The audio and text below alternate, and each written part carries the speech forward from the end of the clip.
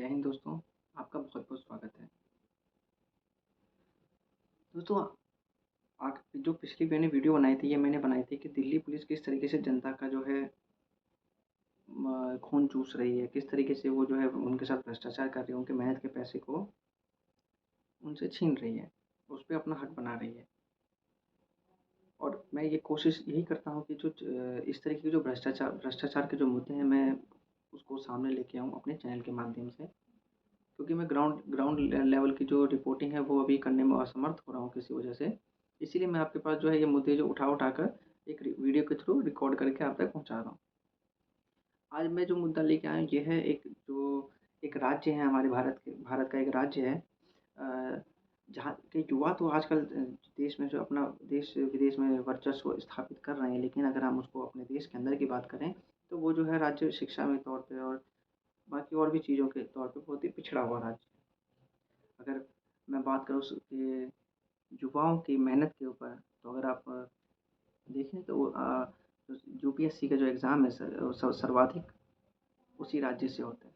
बड़े-बड़े जो सरकारी दफ़्तर में जो आप देखेंगे तो बड़े-बड़े जो पदाधिकारी हैं, वो उसी राज्य से हैं। जी हाँ, मैं हमारे देश के एक राज्य बिहार की बात कर रहा हूँ। बिहार का अगर आप एक प्राचीन इतिहास उठा के देखें, तो यह एक शिक्षा का बहुत ही महत्वपूर्ण केंद्र रहा है, क्योंकि जो हमारे विश्व का जो प्रथम विश्वविद्यालय था, नालंदा विश्वविद्यालय, वो भी बिहार में ही था। और अगर हम इसको देखें तो जब बख्तियार खिलजी ने इसमें आग लगाई थी, तो अ, एक किताब है उसमें लिखा गया था कि 6 महीने तक इसकी आग जलती रही थी, इतनी किताबें थी। अब वो जो किताबें जली, वो सिर्फ़ किताब नहीं जली, हमारा जो प्राचीन सभ्यता, हमारी जो संस्कृति, हमारा जो ज्ञान था, वो सब कुछ। तो आज का अगर मैं मुद्दा लेके चलूँ तो मैं आज शिक्षा के ऊपर ही बात करने वाला हूँ कि किस प्रकार बिहार सरकार जो है, वहाँ के जो नागरिक हैं, वहाँ के जो लोग हैं, उनके साथ सौतेला व्यवहार करती है। और शिक्षा की जो व्यवस्था है, वो जो इस तरीके से जो बिल्कुल दूषित हो गई शिक्षा व्यवस्था, मैं दूषित ही कहना चाहूँगा। उसमें जो विष घोला गया है, उसमें जो अहम भूमिका है वो वहाँ के राज्य सरकार की है। और उसमें मैं केंद्र सरकार के भी जो है दोष देना चाहूँगा, क्योंकि केंद्र सरकार जो है किसी भी राज्य में अगर शिक्षा व्यवस्था या स्वास्थ्य व्यवस्था अच्छा नहीं है, तो ये केंद्र की भी ज़िम्मेदारी बनती है कि वो उस पे ध्यान दें।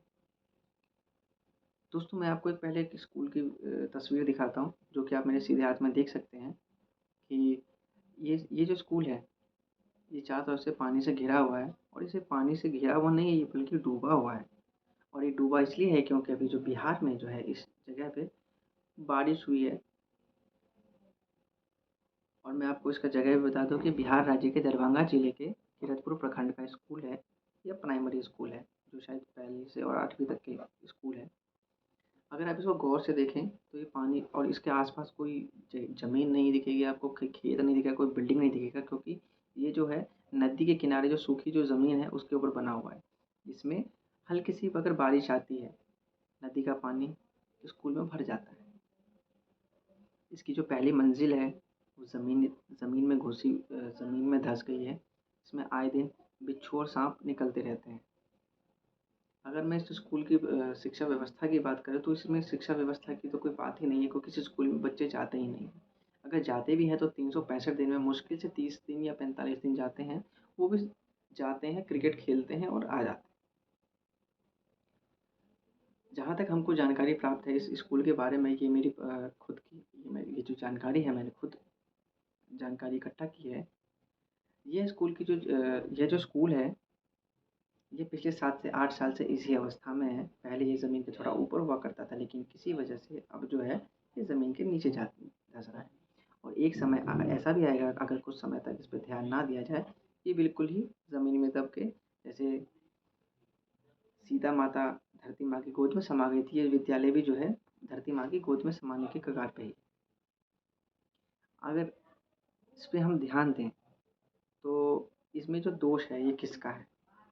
बिहार सरकार का है, वहाँ के शिक्षा मंत्री का है, शिक्षा मंत्री का है, मुख्यमंत्री का है, कि यहाँ के जो पदाधिकारी हैं उनका है। दोस्तों, सबसे पहले तो मैं इसमें जो दोष दूँगा, सबसे पहले तो मैं यहाँ के जो बीडीओ होते हैं, जो ब्लॉक डेवलपमेंट ऑफिसर होते हैं, इनका मैं दोष दूँगा, क्योंकि जो ब्लॉक होता है, जो एक प्रखंड होता है, इसकी जो अ, विकास का जो ज़िम्मेदारी होती है, बीडीओ की होती है। इसके बाद अगर इसके ऊपर जाएँ तो और भी ऑफिसर्स होते हैं, आईएएस होते हैं, जो कलेक्टर होते हैं, इनकी ज़िम्मेदारी बनती है। सबसे पहले तो मैं आपसे ये कहना चाहूँगा कि ये जो स्कूल आपने तो देखा है, जो डूबा हुआ स्कूल है, ये सिर्फ़ एक स्कूल नहीं डूबा हुआ है, ये बिहार का भविष्य डूबा है। ये बिहार के बच्चों का भविष्य डूबा है। ये जो पैसा जो सरकार इन सब स्कूलों पे लगाती है, या जो इसके खर्च होते हैं, ये इन सब कामों में लगता ही नहीं है। ये सब जो है अधिकारियों और मंत्रियों और नेताओं के जेब में जाता है। पिछले 7-8 साल से जो स्कूल की जो हालत है, वो इसी प्रकार से समान है। बस जो ज़मीन के नीचे जो धँसान है, ये थोड़ा कम और ज़्यादा हो गया है बस। इसके अलावा और कोई भी बदलाव नहीं है। इसके लिए गाँव जो बिहार के जो लोग हैं, ये भी ज़िम्मेदार हैं। और ये सिर्फ़ बिहार के एक जगह की परेशानी नहीं है। ये जो है बिहार के हर ज़िले, हर कस्बे, हर गाँव की परेशानी है, क्योंकि जो हमारे जो बिहार की जो शिक्षा व्यवस्था है, जो हमारे जो विद्यालय की जो स्थिति है, वो बिल्कुल हमारे जो बिहार के जो उप मुख्यमंत्री हैं, जो तेजस्वी यादव हैं, इनकी शिक्षा की तरह ही। पद तो बहुत बड़ा है, लेकिन जो इनकी जो शिक्षा है, वो बहुत ही निम्न स्तर की है। इसलिए मैं उनसे इसलिए इसका जो है समानता इसलिए कर रहा हूँ उनसे, क्योंकि एक जो पढ़ा लिखा व्यक्ति होता है, वही शिक्षा की महत्ता को जानता है। और वो ये जानता है कि समाज में और देश में अगर बदलाव लाना है, तो सर्वप्रथम जो देश का जो नागरिक है, उसको शिक्षित होना बहुत ज़रूरी है। अगर आप देखें तो हमारे 1990 से लेके दो आज तक, वर्तमान की अगर मैं बात करूँ 2023 तक, तो आरजेडी और जेडीयू, इन दो पार्टियों ने सबसे अधिक राज्य किया है। 1990 से 2000 शायद 2009 या 8 तक जो है आरजेडी की सरकार रही थी, जिसमें एक बार जो मुख्यमंत्री थे रहे, वो लालू यादव रहे, दूसरी बार इनकी बीवी राबड़ी देवी जी रही।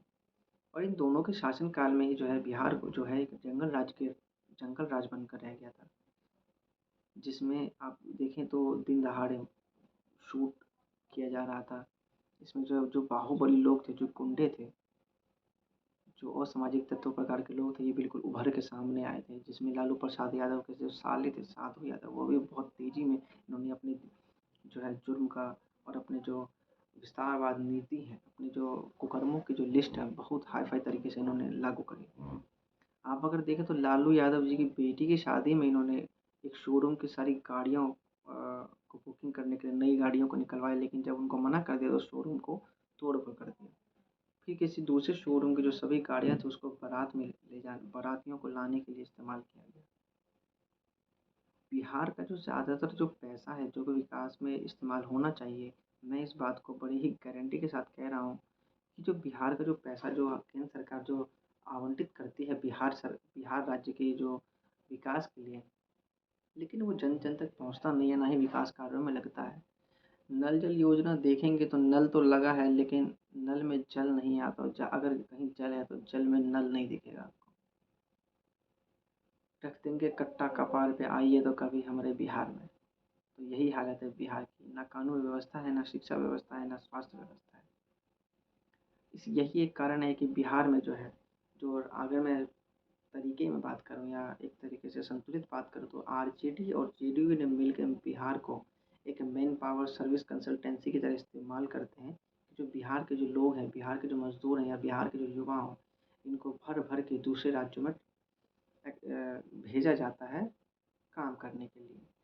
बिहार राज्य में तो कोई कंपनी आने को राज़ी नहीं होती है, इस डर से कि भई कहीं कहीं आज हम कंपनी लगाएँ, कल को हमारे एम्प्लॉइज़ और हमको ही गायब कर दें वहाँ के जो गुंडा राज है। अब हम क्या ही कर सकते हैं? भई जो है सो है। कुछ लोग इस वीडियो को देख के आपत्ति भी करेंगे, बिहार में तो बहुत विकास हो रहा है, बहुत तेज़ी में काम हो रहा है, तेजस्वी जी काम कर रहे हैं, लेकिन वो मैं यही कहूँगा कि अभी चुनाव है। अभी इन्होंने जो बिहार पुलिस की पोस्ट निकाली, बिहार शिक्षक की जो भर्ती निकाली है, ये सिर्फ दोगलापन है, ये सिर्फ एक चुनाव नीति है। जैसे ही चुनाव खत्म होगा, अगर उनकी पार्टी सत्ता में आई तो ठीक, और अगर नहीं आई तो ये जो दहशत फैलाने का जो काम है, जो ओपोजिशन का काम होता है, दहशत फैलाना और सामाजिक तत्व की घटनाएं करवाना, दंगे करवाना, ये सब काम शुरू हो जाएगा। अगर हम बिहार के शिक्षा की बात करें, तो इसकी शिक्षा व्यवस्था, जैसे मैंने आपको बताया, इसके अगर बिहार के अगर इतिहास आप खंगालें तो बिहार जो है शिक्षा का एक केंद्र था, लेकिन महत्वाकांक्षी राजनेताओं की जो महत्वाकांक्षा के चलते बिहार के जो ये इतिहास का जो गौरव था वो ख़त्म हो चुका है। आज अगर दूसरे राज्य में कोई बिहारी शब्द है, इसकी ये एक गाली के तौर पर प्रतीत होती है। भले ही बिहारी जो है किसी भी बड़े पद पे चला जाए, मगर वो जो टीस होती है कि वो अपने राज्य छोड़ के दूसरे राज्य में पढ़ने आया है, दूसरे राज्य में नौकरी लेने के लिए आया है, वो जो टीस है वो कहीं न कहीं युवाओं के मन में हमेशा रहता है। अगर आप दिल्ली आते हैं तो दिल्ली में तो कोई भी अगर कुछ गलत करता है या कुछ छोटी हरकत करता है तो सबसे पहले बोलते हैं, "ये बिहारी बिहारी है क्या? या बिहार से आया है क्या?" बिहार की हालत को देख के अभी आपने तमिलनाडु में देखा होगा कि जिस तरीके से मनीष भाई ने वीडियो एक डाली थी और बहुत कुछ अखबारों में भी आया था, जिसके चलते उन पे एनएसए लगा के बिहार तेजस्वी यादव जी के जो मित्र हैं स्टैनली, उन्होंने उन पे एनएसए लगा के तमिलनाडु के जेल में बंद करवा दिया।